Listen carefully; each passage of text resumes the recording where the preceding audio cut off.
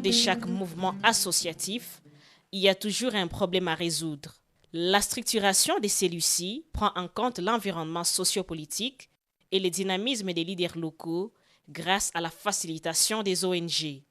Nous avons créé l'IPDEBU parce qu'avec les ONG qui appuyaient les paysans, on ne trouvait pas d'intérêt, on ne trouvait pas ce qu'ils sont en train de faire avec les paysans pendant des années et des années, d'où l'idée était venue de nous mettre ensemble. Il y avait Sidisha de Bugobe, il y avait Chinamula de Kamisimbi, il y avait Mparani d'Ikoma, il y avait Osdi de Wirembe, il y avait Dream de Mumosho, Ndaliza de Katana et Chokola de Kavumu. Nous sommes mis ensemble lors d'une foire agricole qui était organisée à Ikoma et à Luiro. On avait trouvé qu'il faut que ces paysans eux-mêmes se mettent ensemble pour créer une structure paysanne.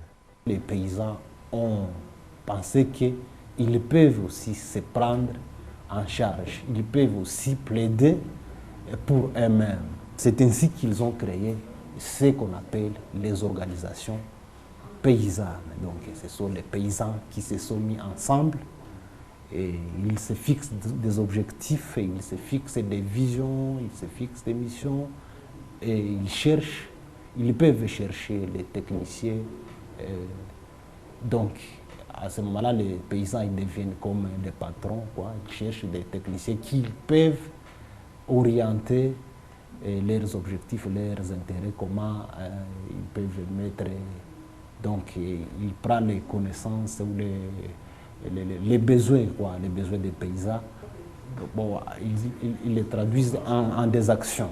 Le syndicat est créé avec l'accompagnement de la société civile d'abord des deux territoires, Beni et Lubero, et avec l'organisation d'appui qu'on appelle COTEDER, Conseil technique pour le développement rural, qui a d'abord accompagné les groupements paysans de base et les petits groupements dans les villages qui se recherchaient pour vouloir trouver des voies et moyens pour se défendre et trouver des solutions à leurs problèmes. Puisque chaque paysan travaillait d'une façon isolée, alors l'intérêt était qu'ils se rencontrent, qu'ils travaillent ensemble et qu'ils voient les problèmes et prévoir aussi la solution dans l'ensemble. Et là, ça nous a amené aussi à nous mettre ensemble pour voir et lister tous les problèmes du mirier et voir aussi comment résoudre ces problèmes dans l'ensemble aussi. L'évolution des mouvements paysans n'est pas à l'abri des problèmes liés à leur croissance. Il est tenu à un exercice démocratique remettant aux membres leur droit à la parole et la délégation du pouvoir à certains d'entre eux. Ce qui sont actuellement les répondants des organisations paysannes, ils ont oublié la mission des mouvements paysans. Donc, actuellement, ils considèrent les organisations paysannes comme des ONG. Ils les traitent aussi comme des ONG. Or, nous, on faisait les organisations paysannes, après les avoir créées, on devrait les mettre à la portée des membres. Mais les échanges entre d'autres structures d'ailleurs mènent à la découverte des problèmes similaires ainsi que des solutions trouvées. Ce qui inspire une synergie convergente vers la stratification de la structuration partant du niveau local au provincial jusqu'au niveau national. Et comme à l'ère actuelle, la femme doit retrouver sa place dans la chaîne de production agricole. Des leaders féminins se prononcent sur leur implication. Par exemple, la FOP qui est en train d'échanger avec la LOFEPACO du Nord Kivu pour voir comment conduire les femmes dans le mouvement paysan au niveau de notre pays, au niveau du Congo.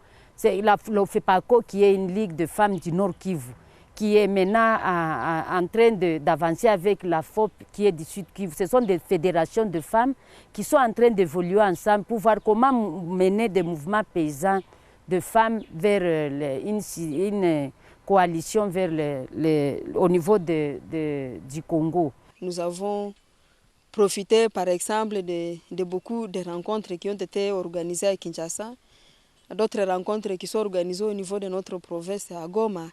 et auquel nous participons et ça constitue un bon cadre d'échange. Au niveau de la FOPAC, ça c'est le moyen de capitaliser tout ce que les autres font et tout ce que nous faisons. Il y a Rutshuru, il y a Lubero, Beni, Masisi, Walikale, tout ce monde, on se rencontre. Nous disons, voici ce que nous faisons chez nous. Alors là, et voici ce qui ne marche pas chez nous. Et là, on arrive à un autre niveau de faire la lobbying. Les problèmes sont de différentes formes. Ils s'articulent cependant autour des différents secteurs de la vie rurale, notamment la jouissance du patrimoine terrien, l'agriculture et l'élevage. D'où le développement des différentes filières agricoles pour améliorer les revenus des agriculteurs du Kivu. On a vu que la pomme de terre que nous consommons provient du nord Kivu, alors que nous avons des potentialités ici, juste avec les sols volcaniques autour du parc national de Kahuzi-Biega, nous pouvons produire de la pomme de terre et de la bonne qualité d'ailleurs. C'est pour cela que nous, on a voulu développer cette filière pomme de terre. Nous sommes ici à Kavumu Chocola coopérative. Bon, au niveau de l'IPDI, nous sommes aussi à Bugobe, nous sommes à Buhanga, nous sommes à Kajeje, mais aussi à Kalehe, dans le moyen plateau là, vers Bouchakou là-bas. On ne peut plus vendre vaille que vaille, les producteurs amènent leur production ici. Hein? Quand la production ici, eh bien, on leur cherche des clients. Kulikuwa magumu ya soko, zaidi sana ya soko. Bon, kutokana na hiyo magumu, ndipo sasa tulijifunza kuungana. Nous étions butés au problème du marché. Dès là, nous nous sommes mis ensemble pour chercher la solution. Aujourd'hui, nous évoluons vers un bon rendement à la vente. Nous avons bénéficié de plusieurs formations sur la culture des pommes de terre et notre production est en train de s'accroître. Dans les temps passés, on cultivait 50 à 100 kg et on pensait faire une bonne affaire. Actuellement, nous plantons presque 2 hectares par membre pour récolter plus de 15 tonnes de pommes de terre.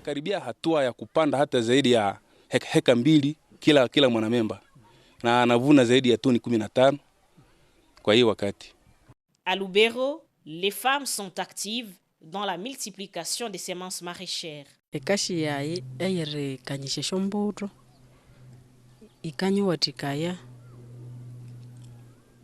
Le travail de multiplication des pommes de terre me permet d'avoir une bonne sémence et avoir aussi une récolte abondante. Lors de la récolte, je choisis les pommes de terre qui vont servir pour la consommation et je garde d'autres pour la sémence car je suis déjà expérimenté dans ces domaines. Après le triage, je garde certaines pommes de terre qui vont être sémées et d'autres je les vends pour avoir de l'argent et ça m'aide à subvenir à certains de mes besoins. Même mes voisins trouvent que ce que je fais m'aide beaucoup. Les agriculteurs savent aussi que je les aide énormément en leur donnant des semences qu'ils vont utiliser pour leurs champs car la femme fait aussi cette multiplication des semences.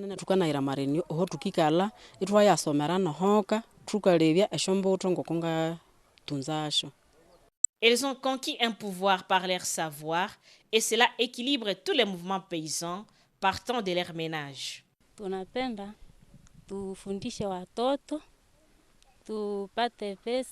Nous voulons apprendre le travail aux enfants, avoir de l'argent dans la société et construire nos maisons parce que les hommes gaspillent leur argent inutilement. C'est pour cela que nous voulons les aider pour mieux gérer l'argent. La femme a sa place dans les syndicats. Moi qui vous parle ici, je suis dans la commission de contrôle au sein du CIDIP. Pour donner un sens aux filières agricoles, les chercheurs paysans et universitaires partagent leur savoir en vue d'améliorer la production et faciliter la commercialisation. Les paysans connaissent quelque chose. Ils savent même quand la semence a dégénéré. Et ils ont éprouvé trop de problèmes là-bas. D'abord, le rendement aussi, quand ça baisse, alors c'est très difficile. Mais avec la formation pratique sur les techniques culturelles que nous les avons promulguées maintenant, ils ont aussi qui était donc à partir de 1998 jusqu'en 2004, là, ils avançaient 5 tonnes à l'hectare, mais aujourd'hui, c'est 15 à 20 tonnes par hectare. Donc, c'est déjà une amélioration. Mais les besoins toujours à semences se fait sentir. Pour l'installation de ces champs, nous avons fait appel à la structure Simale de Luhihi, qui est un collectif. Nous avons fait appel à une structure collective du groupement d'Irambi. Et avec le CLD Bougoré, nous avons fait la mise en place de ces champs ici avec le PNRT, le programme de recherche sur les plantes à tubercules de l'INERA. Les boutures qui vont sortir d'ici seront alors diffusées dans les 3 groupements. Toutes ces recherches conjointes ont abouti à des résultats palpables. Parmi eux, tout l'intérêt au café, aussi bien au Nord Kivu qu'au Sud Kivu, est en train d'attirer l'intérêt des investisseurs et des relations considérables. Juste après notre accompagnement jusqu'au marché, ils arrivent à trouver que le marché collectif est bénéfique. Ils gagnent la confiance à l'organisation SIDIP qui l'accompagne. Ils trouvent que notre accompagnement a été bénéfique. Et après avoir gagné leur marché, l'argent qu'ils perçoivent, ils arrivent à payer les frais scolaires des élèves, ils arrivent à améliorer leur habitat. On se demandait s'il y en aura un jour qu'on fera une structuration des mouvements paysans, mais grâce à l'Éternel et aux financiers, nous l'avons fait. Avant, je faisais l'apiculture comme individu. Bon, ce que j'y gagnais, le miel que j'ai trouvé, j'avais difficile à vendre ce miel. Alors cela me causait du tort car je n'avais pas d'avantage. Je vendais à compte-gouttes. Et le miel que j'ai trouvé, vu que je n'avais pas du marché, je les vendais soit au Rwanda où il n'y avait pas d'avantage. Mais depuis que je suis entré dans un mouvement paysan, l'Union m'a aidé à trouver le marché. L'Union m'a facilité à trouver la capacitation en formation. Et cela m'a aidé à produire plus. Au regard de tous ces enjeux, les paysans doivent être plus en sécurité si la loi agricole récemment votée est mise en application. Les ONG accompagnatrices et les mouvements paysans ont encore du pain sur la planche. La loi agricole est un atout pour le paysan, puisque c'est cette loi qui définit aussi les types de collaboration qui doivent exister entre les services étatiques et les organisations paysannes. C'est une loi qui nous montre comment aussi tout ce que nous sommes en train de payer à travers ces taxes-là, puisque nous ne refusons pas de payer les taxes. Mais avec le système de rétribution, nous pouvons aussi être motivés à payer, puisque c'est avec ça que nous pouvons arriver à constituer aussi un fonds d'appui pour les activités agricoles. Bon, si la loi était acceptée et si elle était bien vulgarisée et acceptée par tout le monde, ça pourra aider valablement les paysans. Tukingali na shida kwa kuwa ndani ya nchi yetu. Nous avons encore des problèmes. Notre politique agricole n'est pas bien connue de tous. Et c'est ce que nous faisons jusque-là. Malgré sa reconnaissance par le président de la République, il n'y a aucune mesure d'application. Cela fait que les agriculteurs ne progressent jamais. Ma mesure d'application bado tokea. Na hilo nayo iko natushimamisha kwa kufanya vinginevyo. On est loin de trouver des solutions, mais l'espoir reste fondé dans les bons fonctionnements des différents niveaux de négociation. Ici, je vais citer par exemple la FOPAC. La FOPAC que nous avons créée pour notre province du Nord Kivu a la tracasserie comme une des thématiques. Le deuxième cadre dans lequel nous traitons cette problématique, c'est dans les CARG, les conseils agricoles et ruraux de gestion, que nous avons déjà structurés dans chaque territoire. Et maintenant, c'est dans cet espace-là que nous nous retrouvons avec les différents services étatiques qui sont impliqués dans ces mauvaises pratiques-là.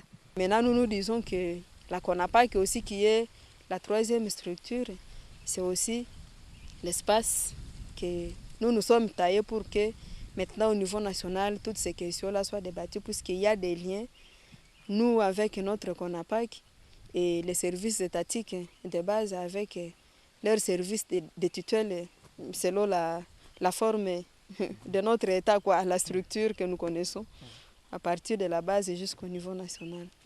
Et